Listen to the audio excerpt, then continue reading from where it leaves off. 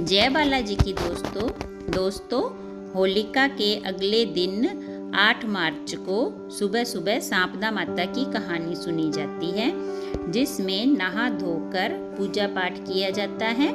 और इसकी कहानी इस तरह है। एक बार एक राजा और एक दमयंती रानी थी। एक दिन रानी ने देखा महल के बाहर औरतों की भीड़ हो रही थी।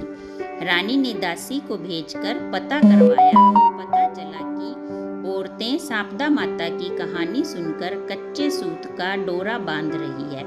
रानी ने भी डोरा लेकर अपनी कंठी में बांध लिया। शाम को राजा ने पूछा तो रानी ने सांपदा माता की कहानी वाली सारी बात बता दी। राजा ने कहा, यह डोरा इतने गहनों में अच्छा नहीं लगता। वह डोरे को तोड़कर फेंक दिया।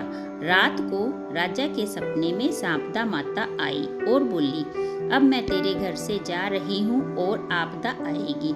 सारे धन कोयला हो जाएंगे और सारी सुख सुविधाएं बंद हो जाएगी। सुबह ऐसा ही हुआ।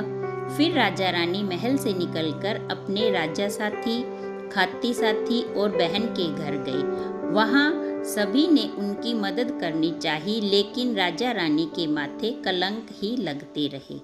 फिर एक बगीचे में गए, जहाँ पैर रखते ही बगीचा हरा हो गया। माली ने पूछा तो राजा ने सारी बात बताई और वापस कुछ दिनों बाद सांपदा माता की कहानी सुनी।